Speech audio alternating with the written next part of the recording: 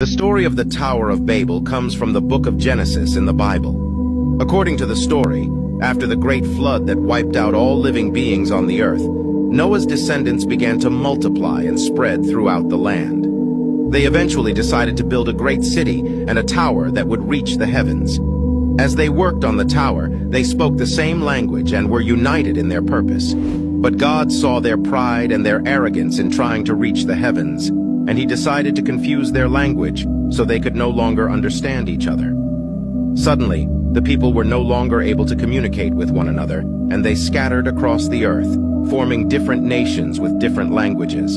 The tower was left unfinished, and the city was named Babel, which means confusion. The story of the Tower of Babel teaches us a valuable lesson about the dangers of pride and arrogance. The people in the story believed they could accomplish anything if they worked together, but they forgot that God is the ultimate authority and that they should not challenge his power.